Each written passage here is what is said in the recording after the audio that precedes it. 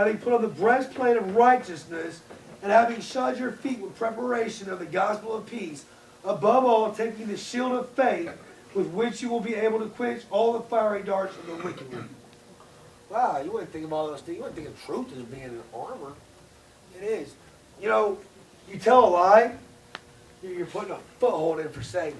You tell a lie, you're going to tell another lie to cover up the lie you'd already told. You're going to tell another lie, and then another lie, and then another lie. And you know what? Satan just cramming the door open. Cramming the door.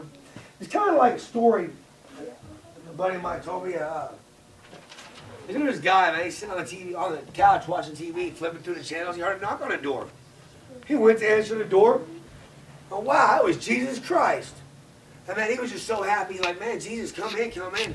And he's like, man, I got the spare room right here. Jesus, you can have this room. And he sat in the room with Jesus for a little while, you know, and he visited and he did his thing. And they talked about things in heaven. They talked about this. They talked about that for a time. And he said, man, this is your room. You can do anything you want in this room. Feel free to stay here as long as you like. That's what the man told Jesus. And he said, but then my football game's fixing to come on. And he run to the living room and he's back flipping TV and watching the game.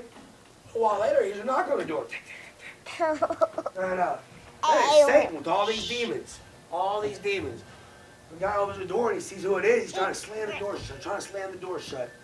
And these demons, man, they're overtaking him. And the guy looks back and he sees Jesus at the doorway of the room he gave him.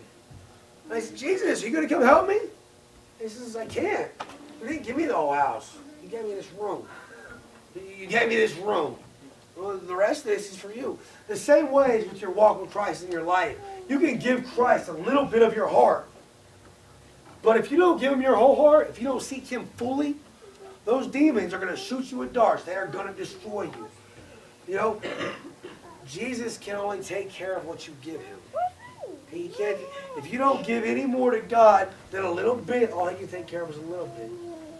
If you seek him fully and give it all to God, if you arrange yourself under his authority, his will, he'll take care of everything in your life, man. Everything. But if you give him that little bitty room, Jesus is going to stay in that little bitty room. He's going to stay in that little bitty room. You know, a lot of people think that that's wrong for Jesus to come down here. You know, people that, you know what keeps people, a lot of people out of church from serving God? You know, I've heard this a lot from people, you know, they say, well, I was going to go to church, but man, I got high. I got high on Tuesday. Man, I feel like I'd be a hypocrite if I went to church on Sunday. Man, they feel like they're hypocrites if they go to church. I heard that a lot of times when I was inviting people to church. Man, I can't go to church, I'm high. You know, I went to church in El Reno, and I took Sean there, and I took Robert there, and I took a lot of folks to this church in El Reno. But a couple of times I took people that I was lost in addiction with to church there, man. And I remember this one Sunday I was sitting there, and the lady I had brought, man, she was obviously just spun out. She was just sitting there, she was picking on herself, she was rocking back and forth, and I was a little bit embarrassed, to tell you the truth. I was a little bit embarrassed. But so after the service, you know, I'm hugging everybody, telling everybody goodbye, and I let her out to the car, and I went to the pastor, and I'm like, man, Pastor Don, I said, man, I'm sorry. I said, I'm sorry, I bring people in here drunk, I bring people in here spun out. I'm sorry. He said, what are you sorry for? He said, man, you bring somebody to God right where they're at, and he'll do the rest. You know, it's not your job or my job to save people. It's our job to bring them a message, to bring them the gospel. And then it's their job to seek. But in your own lives, it's your job to seek. In your life, it's your job to seek what God will tell you. Because God has a different thing planned for each one of y'all. You know? Just because I'm up here doesn't make me any special or any more better. God has something for everyone here to do, to fulfill in his will. You know? That's the meaning of life. It's not about, you know, I have a counselor I have to see every Monday. And she was asking me about, you know, what I'm going to school for, this and this.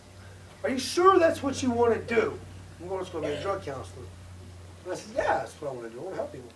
She said, man, you know, you can go into the communications and you can make 6 figures in no time. I said, I don't care about 6 figures. I care about feeding my kids. I care about feeding my wife. I care about being able to pay my bills.